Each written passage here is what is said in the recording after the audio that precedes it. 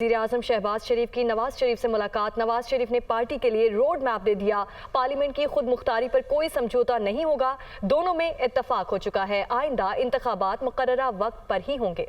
नवाज शरीफ की आवाम को रिलीफ देने के लिए इक़दामात करने की हिदायत। बजट में पेट्रोलियम मसनूआत की कीमतों में कमी की भी हिदायत। मुआशी सूरत हाल बेहतर बनाने के लिए ठोस मंसूबा पेश किया जाए, नवाज शरीफ ने यह हिदायत की है। नवाज शरीफ ने मुस्लिम लीग नून को मजीद फाल बनाने के लिए शहबाज शरीफ को हिदायत की है। लीगी कारकुनों को इज्जत दी जाए, वज़रा को कारकुनों से राब्ते में रहने की भी हिदायत की गई। नवाज शरीफ की वतन वापसी और उनके खिलाफ मुकदमात के हवाले से भी तबादला ख्याल किया गया।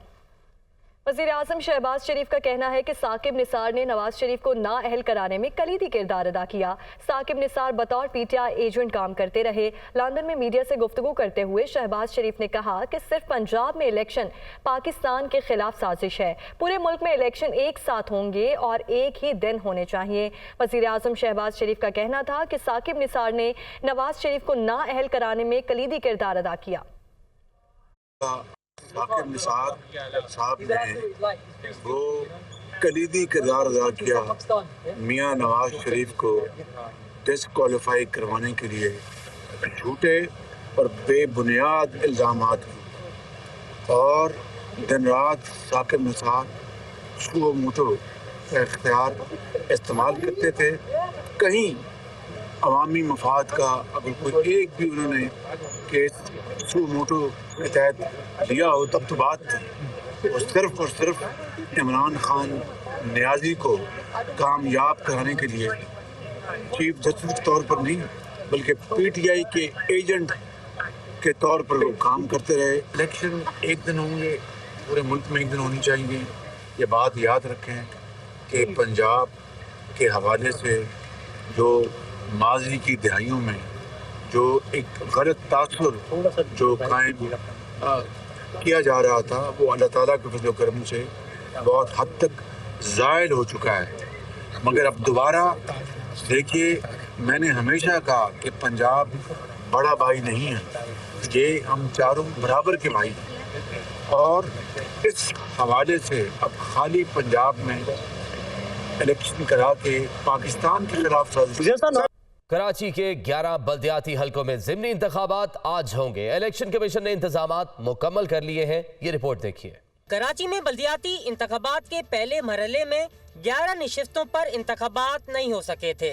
इलेक्शन कमीशन के मुताबिक कराची में यूसी चेयरमैन और वाइस चेयरमैन की 11 निशिस्तों पर ज़मनी इलेक्शन होगा, जिसमें जिला वफ्ती की यूसी 4 न्यू कराची, यूसी 13 और यूसी 6 नॉर्थ नाज़ाबाद शामिल है। इसी तरह जिला कोरंगी की UC 2, UC 3 Shah Latif, UC 8 लांडी, जिला गरबी की यूसी 1 और यूसी 2 औरंगी टाउन और यूसी 8 मोमिनाबाद शामिल है। जिला जुनूबी की यूसी 2 लियारी बिहार कॉलोनी और जिला किमाड़ी की यूसी 2 बल्दिया शामिल है। अभी इलेक्शन शुरू हो जाएंगे तो ये हमारे घरों पे आएंगे, हमें वोट दें, हम आपके लिए ये करेंगे, हम आपके लिए वो करेंगे। जैसी वोट मिलने के बाद ये सर से यहाँ से गायब हो जाते हैं। इनकी ना बिजली ना गैस, रात में गैस नहीं होती, दिन में ये गैस 2 बजे तक बंद रखते हैं, तो इनके हुकूमत दे क्या रही है। इलेक्शन कमीशन ने ज़मनी इलेक्शन की तैयारियां मुकम्मल कर ली, लेकिन इंतखाबी मुहिम का वक्त खत्म होने तक इंतखाबी सरगर्मियों में कोई तेजी नजर नहीं आई। बल्दियाती ऐवान मुकम्मल न होने के बाइस लोगों के बुनियादी मसाइल बढ़ते जा रहे हैं। कहीं गटर उबल रहे हैं तो कहीं सड़कें टूटी पड़ी हैं। इलेक्शन कमीशन के मुताबिक 15 जनवरी को 235 यूसीज पर इलेक्शन हुए थे। इलेक्शन कमीशन के नोटिफिकेशन के मुताबिक पाकिस्तान पीपल्स पार्टी कराची की सबसे बड़ी जमात बल्दियाती इंतखाबात में बनकर उभरी। पीपल्स पार्टी ने 90 निशिस्तें, जमात इस्लामी 82 निशिस्तें, तहरीक इंसाफ 42 निशिस्तें, मुस्लिम लीग नून 7 निशिस्तें, JUI 3 निशिस्तें और TLP और एक आजाद उम्मीदवार एक निशिस्तें जीते, जबकि 6 यूसीज के नताइज इलेक्शन कमीशन ने रोक रखे हैं। तो नाज़रीन, कराची के 11 बल्दियाती हलकों में ज़िमनी इंतखाबात आज होंगे। इलेक्शन कमीशन की जानिब से इंतजामात मुकम्मल कर लिए गए हैं। 302 पोलिंग स्टेशन में से 168 हसास तरीन जबकि 134 को हसास करार दिया गया है। मज़ीद तफसीलात जानते हैं, हमारे नुमाइंदे बिलाल नसीर हमारे साथ मौजूद हैं। बिलाल, आगाह कीजिएगा, कितने पोलिंग स्टेशन है, कितने हसास हैं और इंतजामात अब तक मुकम्मल कर लिए गए? جی بالکل 168 پولنگ اسٹیشنز کو انتہائی حساس قرار دیا گیا ہے اور وہاں پر 12 پولیس اہلکاروں کو تعینات کیا گیا ہے. اس کے ساتھ ساتھ اس کے جو اہلکار ہیں وہ بھی اطراف کی سڑکوں میں گشت کریں گے. جو حساس پولنگ اسٹیشنز ہیں وہاں پر 10 اور جو نارمل پولنگ اسٹیشنز ہیں وہاں پر 8 پولیس اہلکاروں کو تعینات کیا گیا. تمام پولنگ اسٹیشنز کے اطراف میں جو ہے وہ رینجرز کی نفری جو ہے وہ گشت کرتی دکھائی دے گی. اس کے ساتھ ساتھ علاقہ پولیس, DSP, SHO وہ بھی تمام تر سیکیورٹی کے ذمہ دار ہوں گے. اگر کوئی مس ایپ ہوتا ہے تو ان سے پوچھا جائے گا. ضلعی SSP کو پابند کیا گیا ہے کہ وہ صبح کے 6 بجے جو ہے نفری کو جو ہے وہ تعینات کرے گا اور تمام تر پولنگ اسٹیشنز کے باہر نفری کو یقینی بنایا جائے گا. جیسے ہی پولنگ کا عملہ آئے گا فوری طور پر جو ہے اس کو کارڈن کر دیا جائے گا تمام تر پولنگ اسٹیشنز کو اور وہاں پر سیکیورٹی حصار میں پولنگ اسٹارٹ کی جائے گی. روز کے پیمانے پر کراچی پولیس حکام کہتے ہیں کہ وہاں پر دورے بھی کیے جائیں گے. کراچی پولیس کے افسران بھی وہاں پر جائیں گے. اس کے ساتھ ساتھ رینجرز کے افسران بھی جو ہے مختلف ادوار میں وہاں پر دورے کریں گے اور حکام کہتے ہیں کہ یہ عمل پولنگ ختم ہونے تک جاری رہے گا. CCTV فوٹیجز کی مدد سے جو ہے وہ نگرانی بھی کی جائے گی تمام علاقوں کی اور کوئک رسپانس فورس بنائی گئی ہے ہر ضلع میں جس میں 500 سے زائد اہلکار تعینات ہیں جن کو اسٹینڈ بائی پر رکھا گیا اور اگر کوئی بھی ناخوشگوار واقعہ رونما ہوگا تو فوری طور پر نفری کو وہاں پر بھیجا جائے گا. جی بہت شکریہ بلال نصیر. چین، پاکستان اور افغانستان سہ فریقی وزرائے خارجہ مذاکرات. پاکستان کی میزبانی میں 5ویں سہ فریقی کانفرنس اسلام آباد میں ہوئی. سہ فریقی مذاکرات میں انسداد دہشت گردی اور تجارت پر گفتگو ہوئی. افغانستان کے اقتصادی و مالیاتی مسائل، قیام امن اور پابندیوں سمیت دیگر مسائل اور ان کے حل پر تبادلہ خیال بھی کیا گیا. چین، پاکستان اور افغانستان سہ فریقی وزرائے خارجہ کا مذاکرات. پاکستان کی میزبانی میں 5ویں سہ فریقی کانفرنس اسلام آباد میں ہوئی. سہ فریقی مذاکرات میں انسداد دہشت گردی اور تجارت پر گفتگو ہوئی. وزیر خارجہ بلاول بھٹو زرداری کا کہنا ہے کہ چین نے کشمیر سمیت ہر معاملے پر پاکستان کی حمایت کی اور پاکستان ون چائنا پالیسی کی حمایت کرتا ہے. اسلام آباد میں چینی ہم منصب کے ہمراہ مشترکہ پریس کانفرنس میں بلاول بھٹو زرداری کا کہنا ہے کہ اسلام آباد اور بیجنگ پرامن اور مستحکم افغانستان کے خواہش مند ہیں. China is Pakistan's largest trading partner, one of our largest export markets, and a major source of foreign direct investment.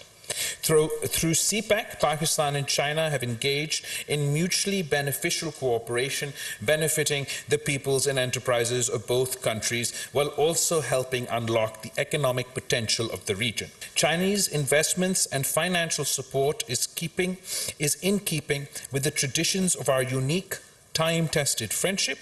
China's invaluable support for Pakistan to overcome headwinds and recover from existential threats have proven that the friends in need is a friend indeed. We are very keen on trilaterally working to help the people of Afghanistan, to work economically in Afghanistan. There's so much that needs to be done, but I hope to be able to have a meaningful discussion along with the Afghan representative and our Chinese friends. As a result of the China, Pakistan, Afghanistan trilateral held today, we will make progress and we will tread the path before us together. ملک کے مختلف شہروں میں عمران خان کی کال پر عدلیہ سے اظہار یکجہتی کے لیے ریلیاں نکالی گئیں. لاہور میں ریلی کی قیادت چیئرمین PTI نے خود کی. اسلام آباد میں 5 خواتین کارکنوں سمیت 9 افراد کو گرفتار کر لیا گیا. تمام تر صورتحال پر یہ رپورٹ دیکھیے.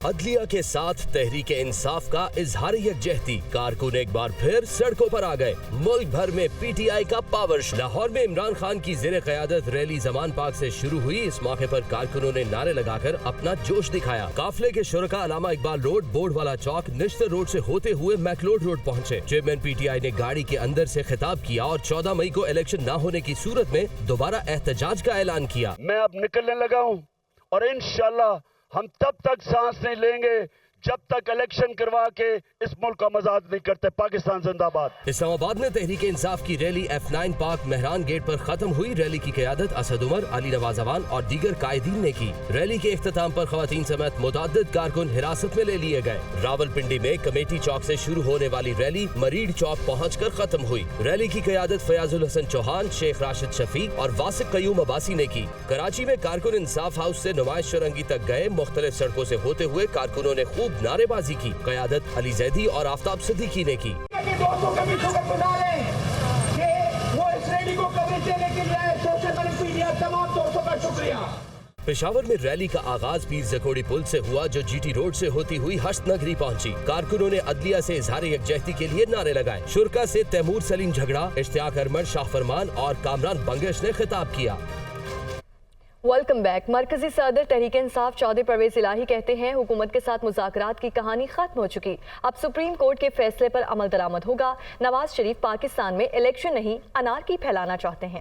لاہور میں سابق صوبائی وزراء اور سیاسی سماجی شخصیات نے چودھری پرویز الہی سے ان کے رہائش گاہ پر ملاقات کی۔ اس موقع پر چودھری پرویز الہی نے کہا کہ چیف جسٹس نے آئین پاکستان اور اپنے حلف کی پاسداری کا حق ادا کر دیا۔ پرویز الہی کا کہنا تھا کہ چیف جسٹس کو گھر بھیجنے کی دھمکیاں دینے والے اس پر خود گھر جائیں گے۔ عدلیہ کے خلاف سازشیں کرنے والے کسی کو منہ دکھانے کے قابل نہیں رہیں گے۔ کارکنوں سے خطاب میں چودھری پرویز الہی نے مزید کہا کہ پوری قوم چیف جسٹس اور سپریم کورٹ کو مضبوط دیکھنا چاہتی ہے۔ آپ نکلے ہیں اور آج ہمیں بڑی خوشی ہے کہ انشاءاللہ تعالیٰ یہ ہو کے رہے گا، اور انشاءاللہ بندیال صاحب امید ہے ہمیں اور ہفتے 10 دن کے اندر اندر جو بھی فیصلہ آئے گا جو کہ آئندہ تاریخ میں یاد رکھا جائے اور جو کہ ملک کے لیے اچھا ہو، قوم کے لیے اچھا ہو، جس میں قوم کی بہتری بھی ہو۔ سابق وزیر اعلیٰ پنجاب نے کہا کہ عمران خان نے ہر ایشو پر اپنی آواز بلند کی ہے۔ میرے گھر پر حملے کی مثال پورے پاکستان میں نہیں ملتی۔ کچے کے علاقے میں جو آپریشن ہو رہا تھا وہاں سے بختر بند گاڑی منگوا کر میرے گھر پر حملہ کیا۔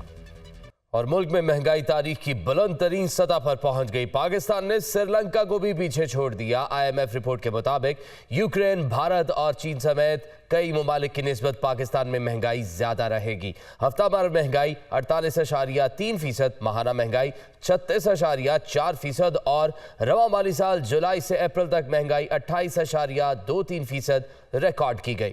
رپورٹ کر رہے ہیں مدثر علی رانا۔ کراچی، لاہور، اسلام آباد سمیت ملک بھر سے 17 بڑے شہروں میں 51 اشیاء ضروریہ کی قیمتوں کو اکٹھا کر کے گزشتہ سال کی قیمتوں سے موازنہ کر کے مہنگائی کی شرح نکالی جاتی ہے۔ گزشتہ مالی سال 2021-22 میں اپریل کے دوران مہنگائی دیکھی جائے تو مہنگائی کی شرح 15.86% تھی، جو اب 48.3% ہو چکی ہے، یعنی ایک سال کے دوران ہفتہ وار مہنگائی کی شرح 200 گنا سے زائد بڑھی۔ اسی طرح ماہانہ مہنگائی کی شرح گزشتہ سال اپریل کے دوران 13.4% تھی، جس میں 150% سے زائد اضافہ ریکارڈ کیا گیا، اور گزشتہ مالی سال جولائی سے اپریل 11% تھی، جس میں 150% اضافہ دیکھا گیا۔ عالمی اداروں کی رپورٹ کے مطابق پاکستان میں اپریل میں مہنگائی کی شرح 37.2%، جبکہ سری لنکا میں 35.3% ریکارڈ کی گئی۔ رواں مالی سال مہنگائی بھارت میں 4.9%، رواں مالی سال چین میں 2%، یوکرین میں 21%، جبکہ پاکستان میں 27.1% کے ساتھ ان سب سے زیادہ رہنے کی پیشن گوئی ہے۔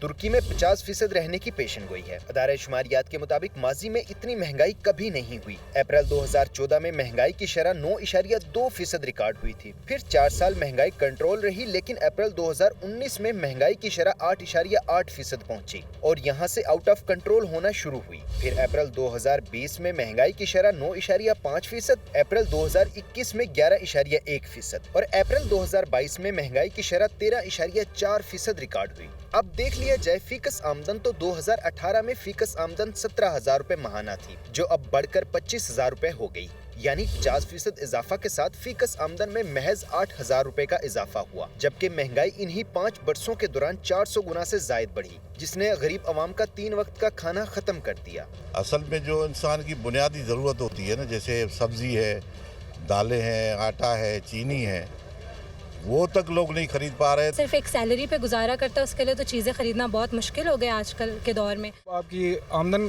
وہی ہے لیکن مہنگائی جو ہے نا روز بروز بڑھتی جا رہی ہے، آپ کی آمدن نہیں بڑھ رہی۔ صورتحال یہ ہے کہ روپیہ پر ڈالر کے پریشر سے نہ صرف درآمدی اشیاء کی قیمتیں مزید بڑھ رہی ہیں، بلکہ رہی صحیح کسر مقامی اشیاء کی سمگلنگ کی روک تھام نہ ہونے اور ذخیرہ اندوزی کے باعث قلت بھی بڑھتی جا رہی ہے۔ آپ اپنے پروڈکٹیو ریسورسز پہ دھیان دیتے ہیں، مثلا ایگریکلچر ہوگی، انڈسٹری ہوگی، جاب کریشنز، جب یہ ایکٹیویٹی ہوں گی تو پھر آپ کی گروتھ کو پوش آتا ہے۔ آپ جو کر رہے ہیں کہ امپورٹ کو کنٹرول کر لو یا یہ اس پہ بین لگا دو، اس پہ بین لگا دو، یہ سسٹینیبل سلوشن نہیں ہے۔ یہ سب کچھ عرصہ بعد دوبارہ انفلیشن کو ذرا بڑھا دے گا۔ خطرناک بات یہ بھی ہے کہ عالمی اداروں نے خبردار کر دیا ہے کہ مہنگائی آئندہ سال کے دوران بھی کم نہیں ہوگی۔ موجودہ صورتحال میں مہنگائی کو کم کرنا تو دور کی بات، اس سطح پر کنٹرول کرنا بھی مشکل تر ہو گیا ہے۔ ایسی صورتحال میں عام آدمی کی قوت خرید میں اضافہ حکومت کے لیے ناگزیر ہے۔ कैमरामैन कामरान शौकत के साथ मुदस्सिर अली राना, दुनिया न्यूज़, इस्लामाबाद।